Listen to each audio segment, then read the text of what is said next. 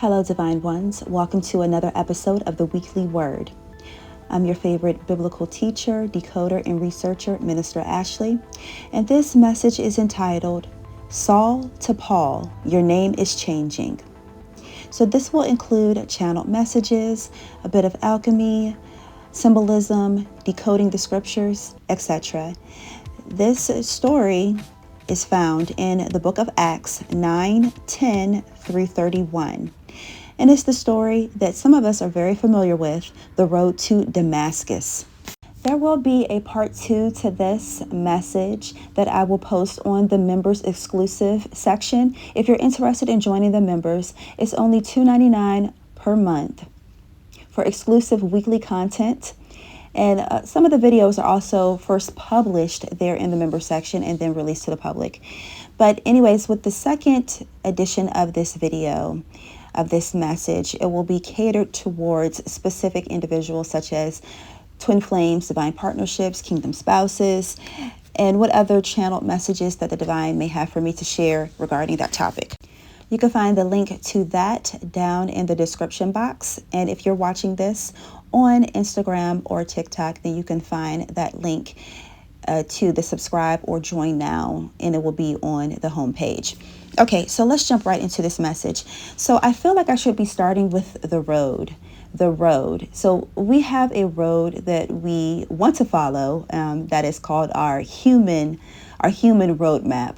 That is predicated on our fleshly desires.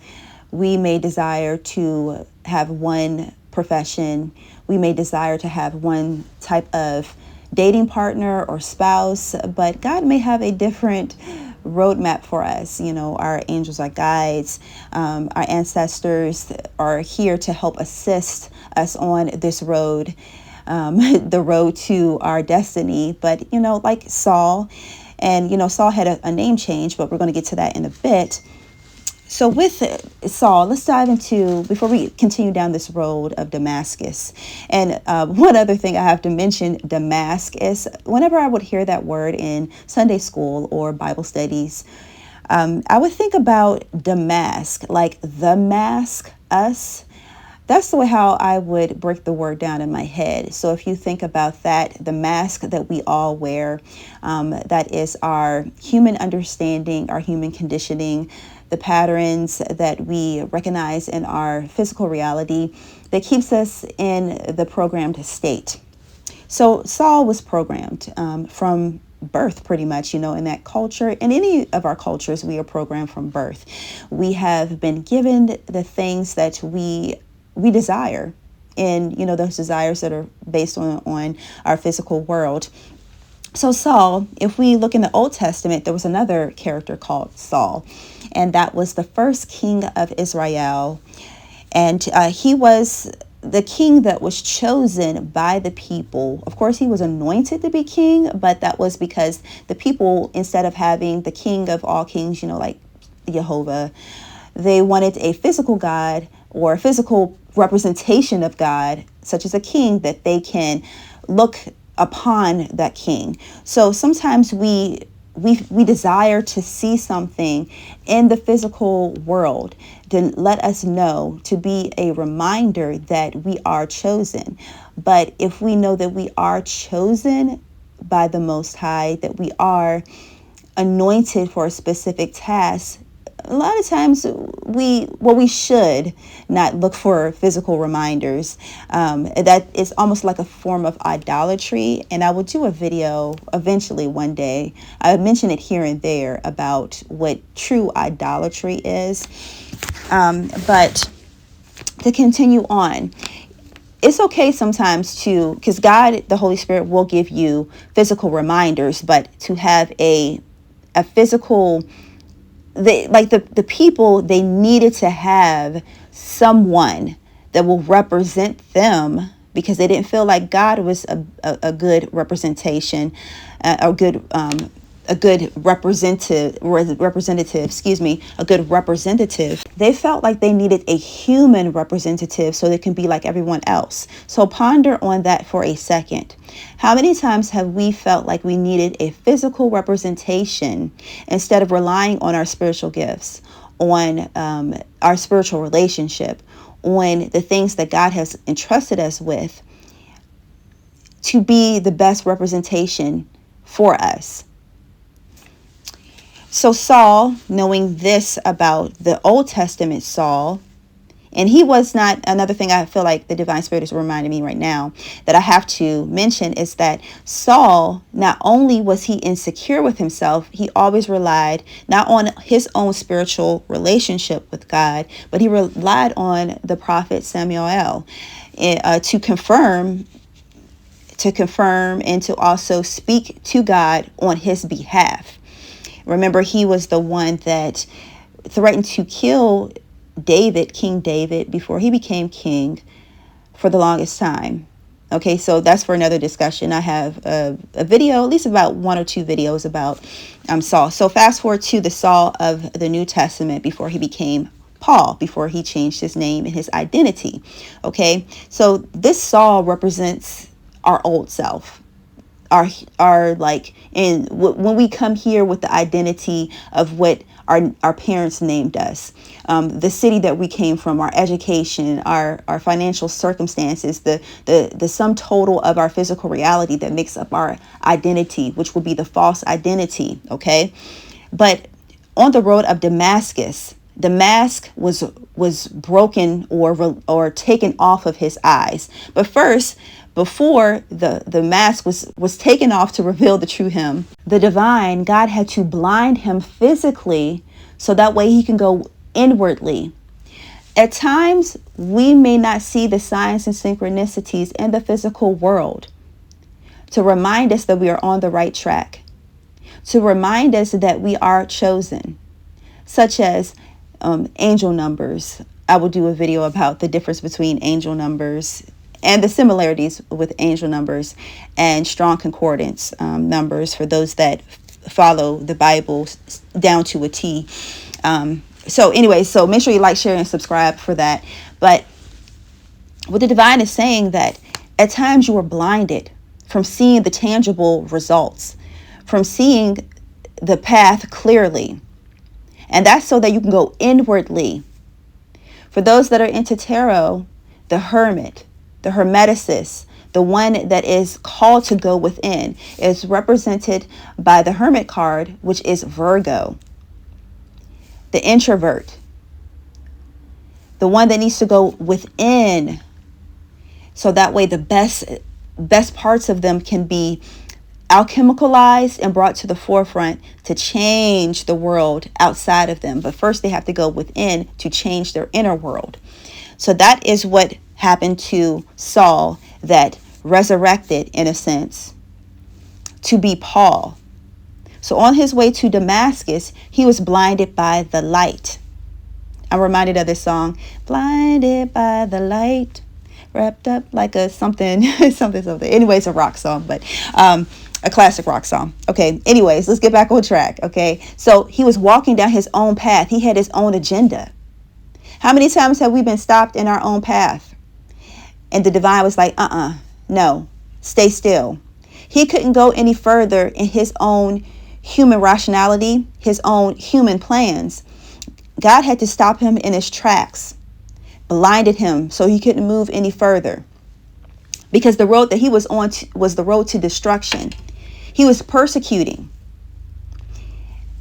So you may have started off on a specific path that felt good, that sounded good, that looked good to you and even those around you. You were stopped in your tracks, and it was for your own good. Blinded, you couldn't see the path in front of you.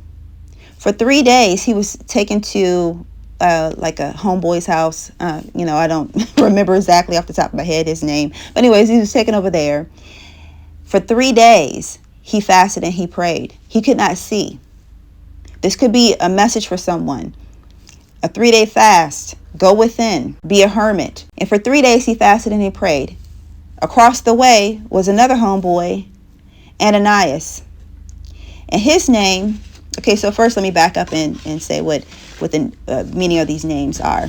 So we have here Saul, which means asked for, prayed for. So think about the Old Testament Saul. The people asked for a physical king. They prayed for a physical king. God answered that prayer. Fast forward to the New Testament Saul. The people needed deliverance.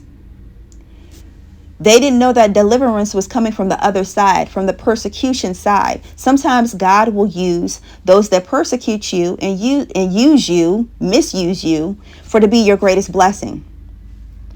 Okay? Now his name was changed to Paul.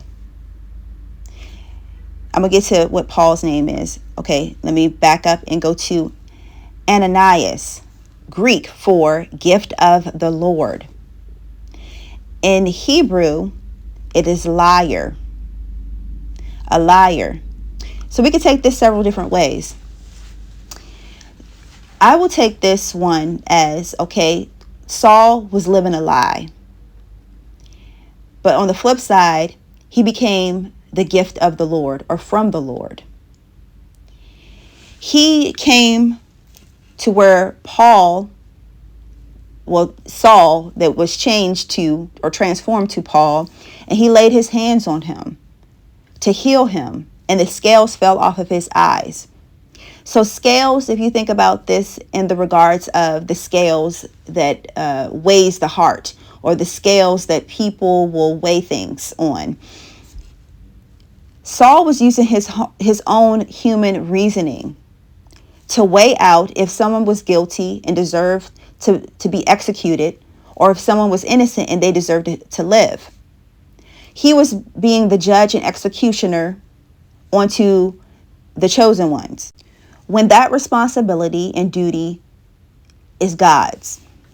So the scales also represents the scales of a snake.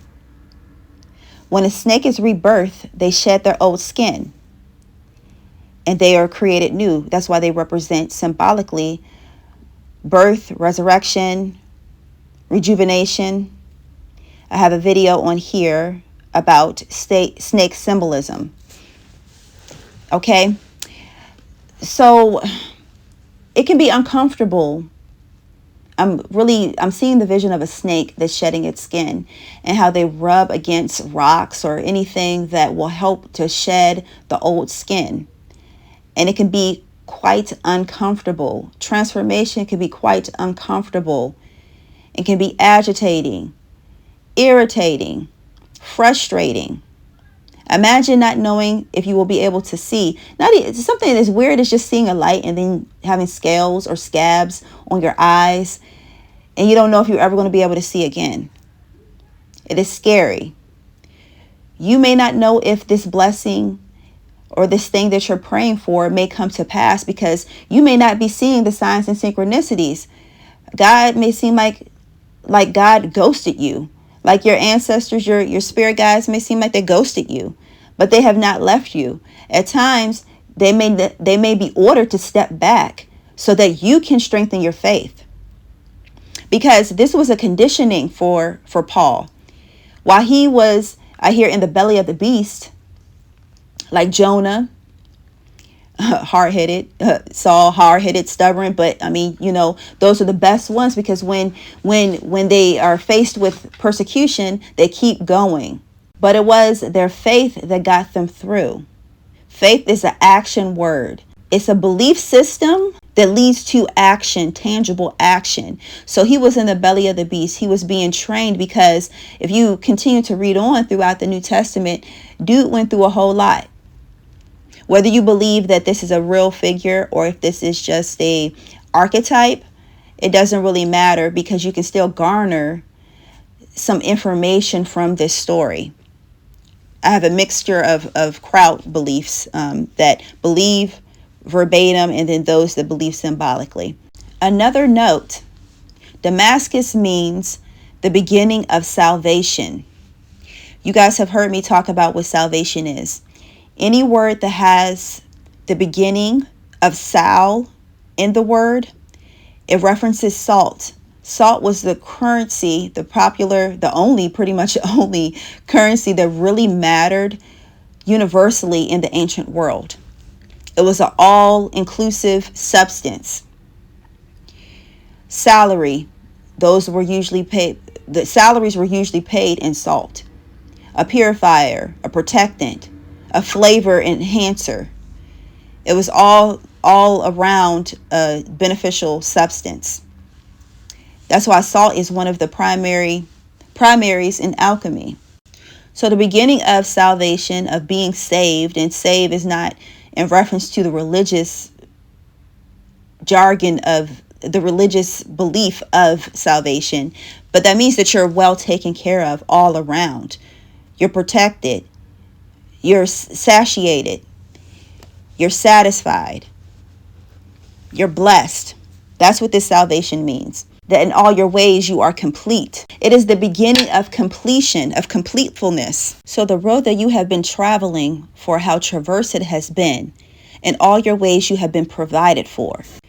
And you will continue to be provided for as long as you walk the road that is due unto you, that you're supposed to walk down. Okay, you guys, I think I'm going to leave it here. If you are interested in part 2, then mosey on over to the member section and join for as little as $2.99 a month. That link will be listed in the description box, as well as the links to my oracle decks, oils, and my latest books. If you like this content, you can also follow me on my sister channel, the School of Biblical Divination and Magic. I post there weekly. Make sure that you do like, share, and subscribe. Follow me on my other platforms. Until next time, you guys, peace and many blessings.